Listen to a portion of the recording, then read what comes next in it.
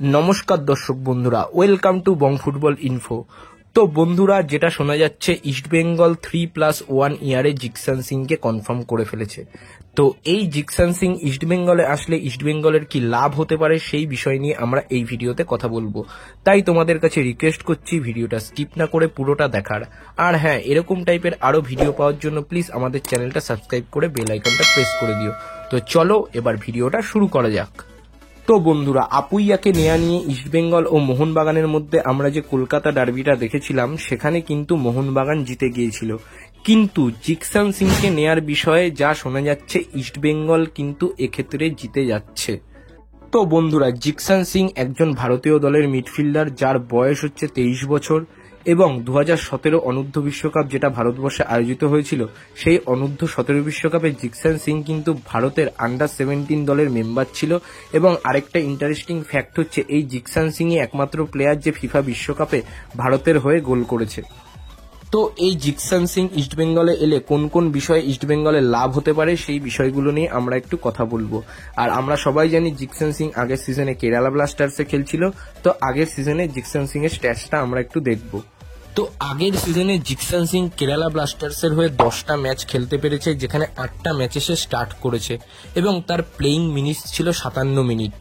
জিকসান সিং আগের সিজনে কেরালা ব্লাস্টার্সের হয়ে একটিও অ্যাসিস্ট দেয়নি, কিন্তু তার টাচেস পার গেম ছিল 32.2, বিগ চান্স একটা ক্রিয়েট করেছিল, কি পাস পার গেম খেলেছিল 0.3, অ্যাকুরেট পাস পার গেম ছিল তার 82%, অ্যাকুরেট পাস ওন হাফ ছিল 85%।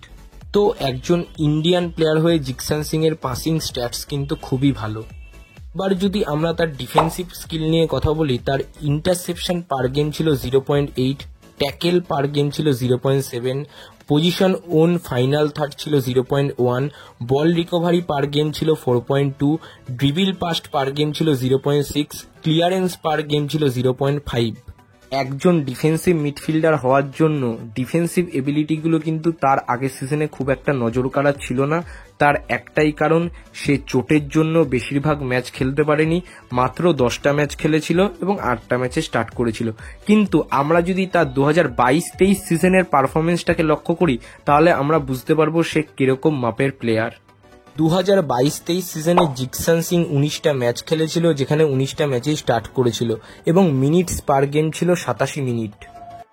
তার অ্যাসিস্ট 0টা ছিল, তার টাচেস পার গেম 57.4, সে কি পাস পার গেম খেলেছে 0.4টে, অ্যাকুরেট পাস পার গেম ছিল তার 83%, অ্যাকুরেট পাস ওন হাফ ছিল 90% এবং অ্যাকুরেট পাস অপোজিশন হাফ ছিল 77%। সুতরাং আবারও প্রমাণিত হলো জিকসান সিং কিন্তু একজন ভালো পাসার। এবার যদি আমরা তার ডিফেন্ডিং স্কিল নিয়ে কথা বলি তাহলে তার ইন্টারসেপশন পার গেম ছিল 1.4, ট্যাকেল পার গেম ছিল 2.5, possession won in final third ছিল 0.2, ড্রিবিল পাস্ট পার গেম ছিল 0.8 এবং ক্লিয়ারেন্স পার গেম ছিল হচ্ছে 1.1। 2023-এর সাব চ্যাম্পিয়নশিপেও কিন্তু জিকসান সিং এর ইন্টারেস্টিং স্ট্যাটস ছিল, যেখানে সে 5টা ম্যাচ খেলেছিল এবং 4টে ম্যাচে স্টার্ট করেছিল।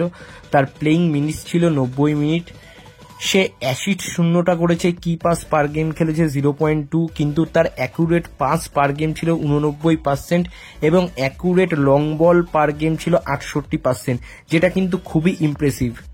এবার যদি আমরা এই সাব চ্যাম্পিয়নশিপে তার ডিফেন্সিভ এবিলিটি নিয়ে কথা বলি তাহলে তার ইন্টারসেপশন পার গেম ছিল 3.2, বল রিকভারি পার গেম ছিল 8.8, ড্রিবিল পাস্ট পার গেম ছিল 2.2 আর ক্লিয়ারেন্স পার গেম ছিল 0.6, যেটা কিন্তু একটা ইন্ডিয়ার জার্সিতে খেলা যে কোনো ডিফেন্সিভ মিডফিল্ডারের কাছে দারুণ একটা বিষয়।